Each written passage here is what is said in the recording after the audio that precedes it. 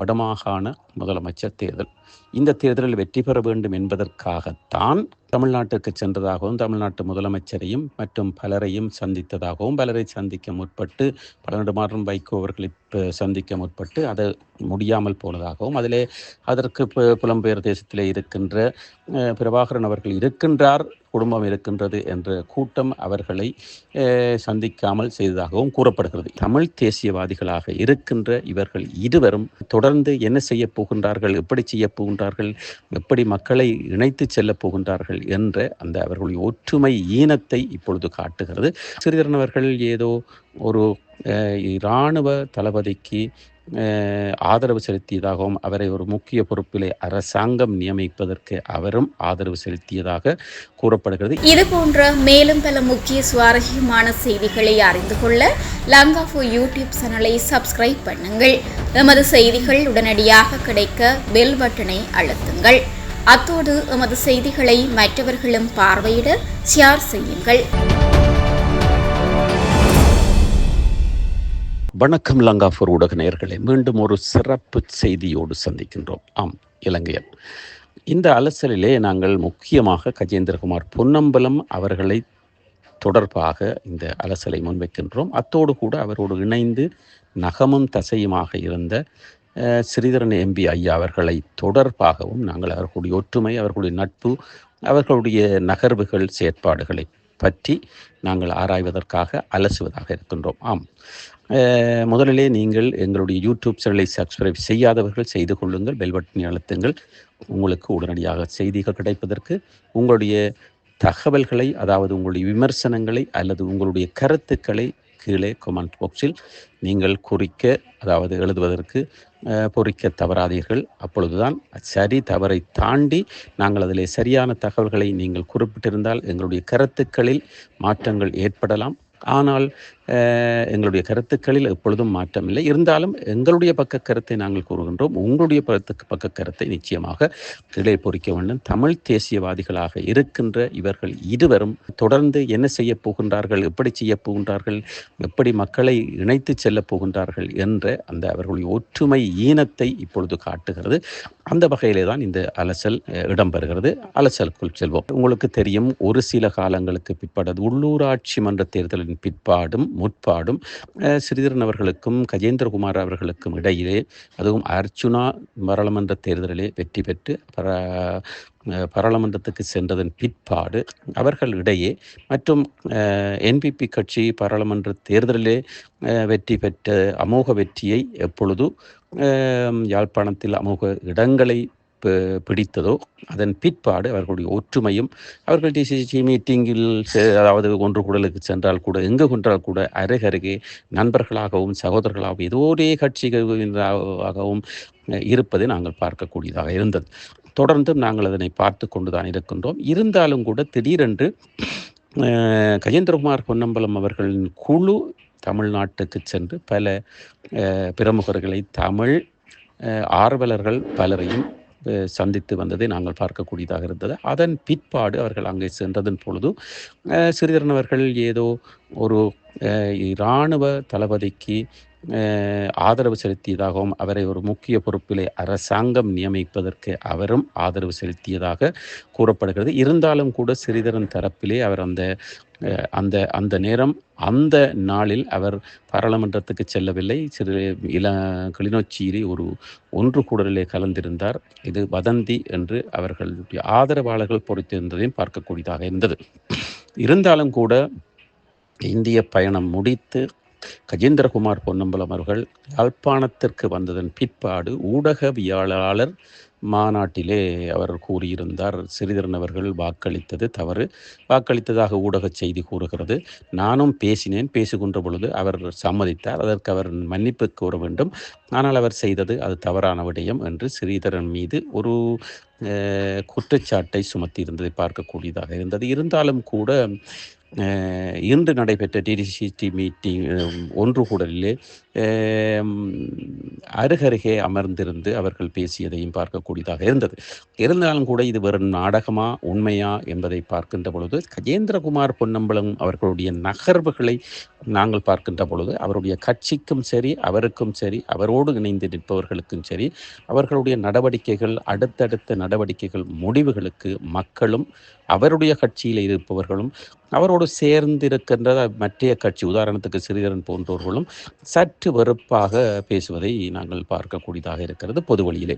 காரணம், அவர்களுடைய தங்களுடைய இருப்பையும் தங்களுடைய ஆதரவையும் வைத்துக் கொள்வதற்காக மக்களை பிரயோகிக்கிறார்கள், மக்களை பகடைக்காய்களாக பிரயோகிக்கிறார்கள். ஒரு வேளையிலே ஒரு கொள்கையோடும் மற்ற வேளையிலே மற்ற கொள்கையோடும் பச்சோந்தி போல அவர்கள் தங்களுடைய நடவடிக்கைகளையும் தங்களுடைய பிரச்சாரங்களையும் தங்களுடைய நகர்வுகளையும் மேற்கொள்கிறார்கள் என்று பொதுவாக பேசப்பட்டு கொண்டிருக்கிறது. அவர்களுடைய ஆதரவாளர்களிடத்திலும் கூட அவர்களுக்கு அது திருப்தி இருப்பதாக கூறப்படுகிறது. இருந்தாலும் கூட அடுத்த நடவடிக்கையில் கஜேந்திரகுமார் பொன்னம்பலம் அவர்கள் முனைவு காட்டுவது வடமாகாண முதலமைச்சர் தேர்தல்.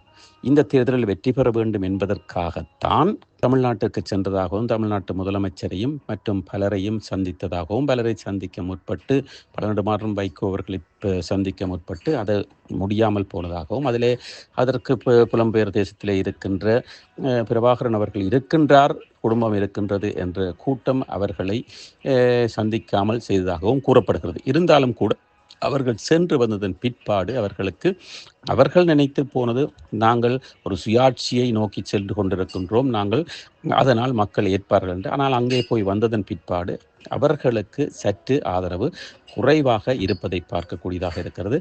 ஏனடா போனோம் என்கின்ற அளவுக்கு அவர்களுடைய நகர்வுகள் இருக்கிறது, அவர்களுடைய ஆதரவுகள் வீழ்ச்சி அடைந்திருக்கின்றன. அதே வேளையிலே அவர்கள் அதிலே அங்கே போய் வந்ததை நிரூபித்து, அதாவது தாங்கள் போய் வந்தது சரி என்பதை நிரூபித்து ஒரு சில இடங்களில் பேசியிருக்கிறார்கள். இருந்தாலும் கூட அவர்கள் இப்பொழுது அந்த வடமாகாண முதலமைச்சர் தேர்தலிலே போட்டியிடுவதற்கு ஒரு சிலர் தடையாக இருக்கலாம், அல்லது ஸ்ரீதரன் தரப்பு சில வேளைகளில் தங்களுக்கு ஸ்ரீதரன் தரப்பை தாங்கள் எதிர்த்தால், அதாவது